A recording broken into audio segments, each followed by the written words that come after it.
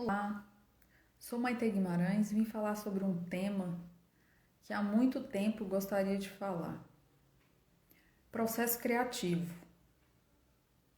Processo criativo é um tema bem curioso e um tema muito explorado nas academias, né, nas universidades, pelo pessoal, pelos artistas em geral. E é um tema que sempre me chamou a atenção, porque eu observava sobre o processo criativo mesmo antes de começar a pintar. Observava meu pai com o processo criativo dele e observava outros artistas também em seus processos criativos. E enquanto escritora, né, que comecei antes de começar a pintar e desenhar, também observava em mim o processo criativo, né? Que acontece de forma bem semelhante, inclusive, ao que ocorre antes de fazer uma obra, uma pintura ou um desenho. Então, para mim, acontecem três coisas importantes, assim, que para mim são primordiais no processo criativo. Primeiro, é o estado de espírito, né, que eu estou, assim, como eu me encontro emocionalmente para aquele processo criativo vir. Segundo, planejamento. E terceiro, referências. Então, essa é a base para mim do processo criativo. Por que estado de espírito? É a maior influência, né, para mim, para eu executar uma obra, por exemplo.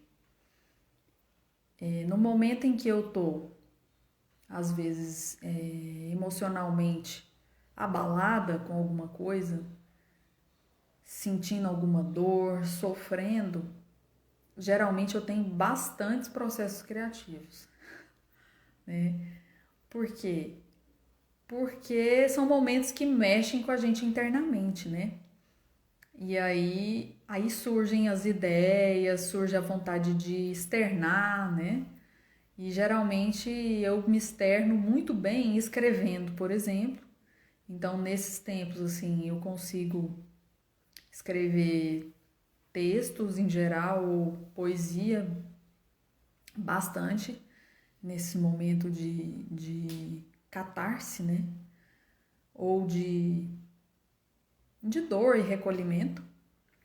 Ou momentos de muita alegria, por exemplo, né? Momentos em que a gente está apaixonada, ou está muito alegre com alguma situação, tá em harmonia com as pessoas que a gente convive, com o trabalho, com tudo em geral, né? Também são momentos em que surgem bastantes processos criativos.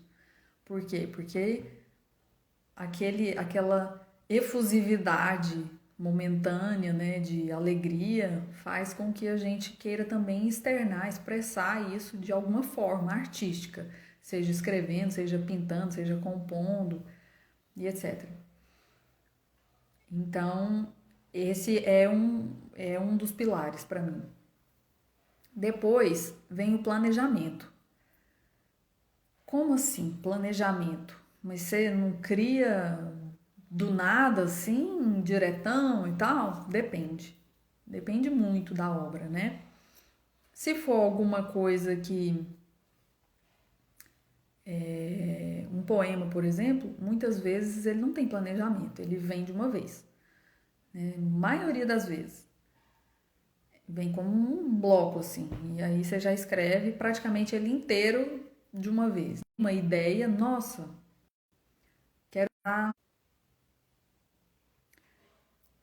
quero pintar tal coisa.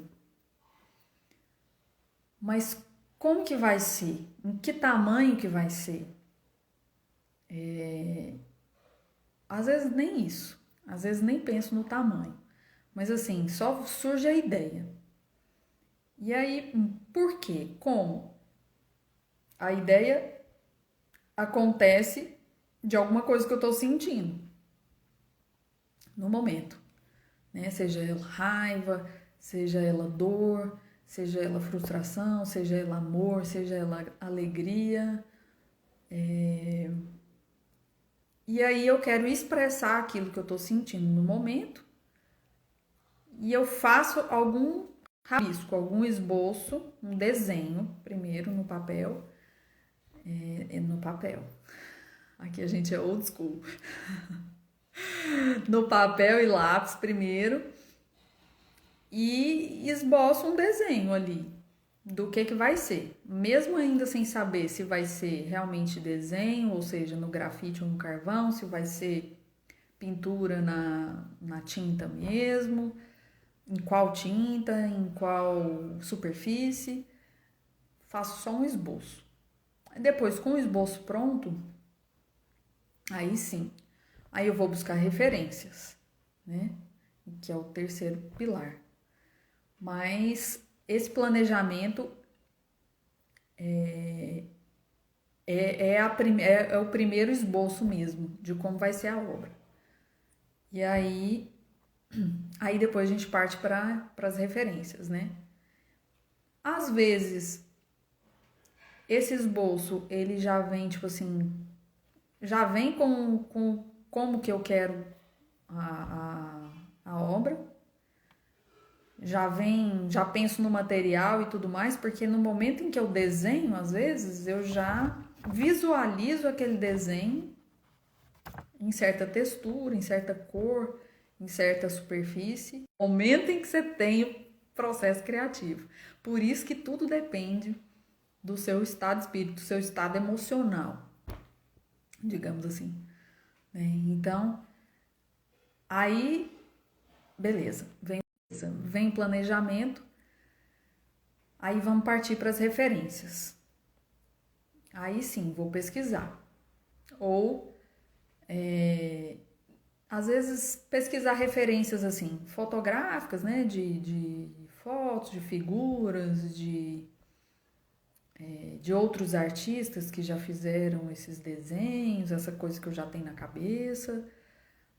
Ou algum filme que eu assisti, ou alguma música que eu ouvi, que me remete às vezes àquele desenho, por causa daquele momento.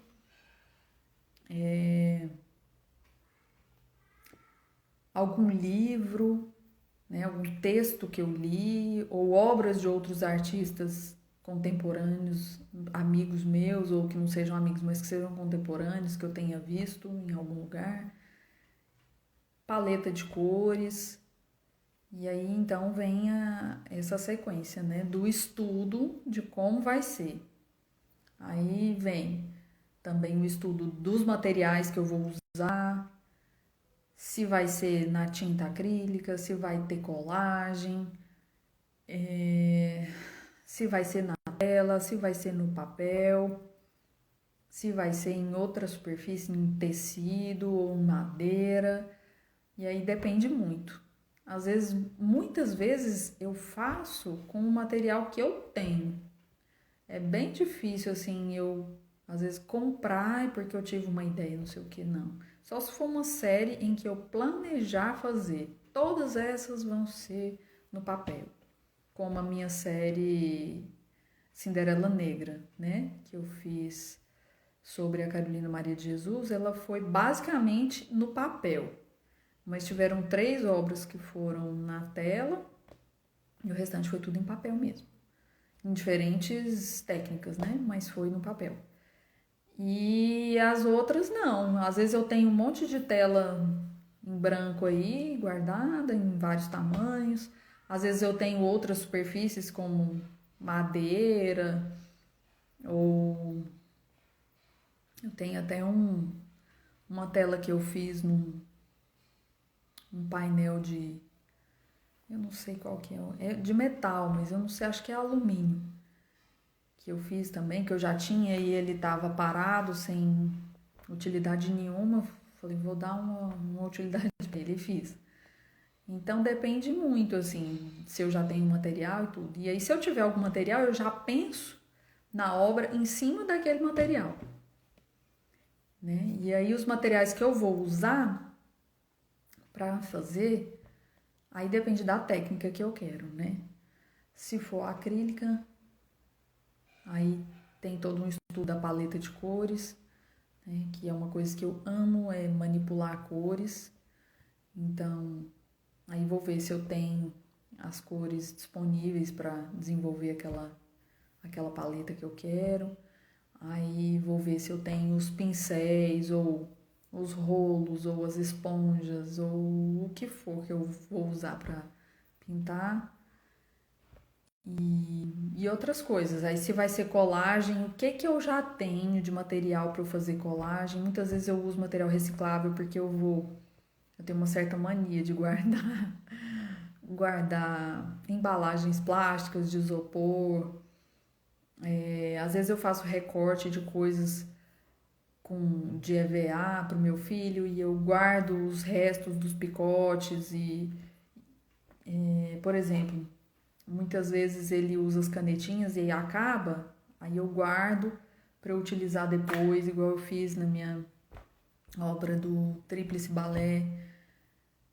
Aí às vezes tem coisas que eu quero usar que não tem aqui, por exemplo, eu usei no Tríplice Balé bolas de isopor coberta com cetim, aí eu tive que ir atrás do cetim.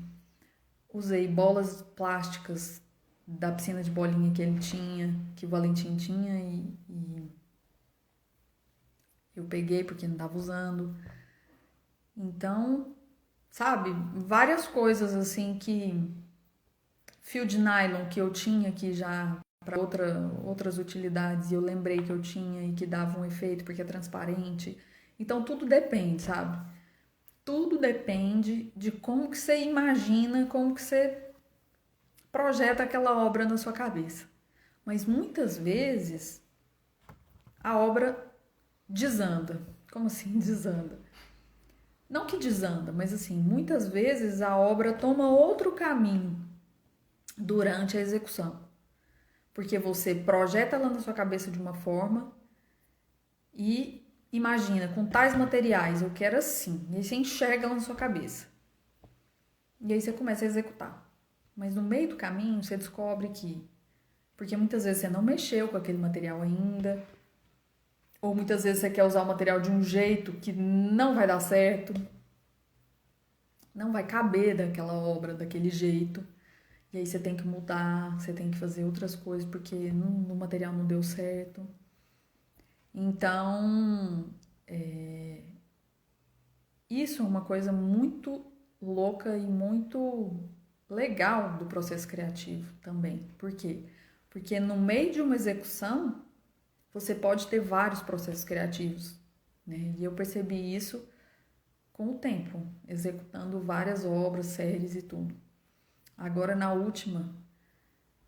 penúltima no caso, do Tríplice Balé, foram 3 obras que eu considerei assim as mais complexas que eu já fiz, porque teve colagem em diversos níveis e durante a execução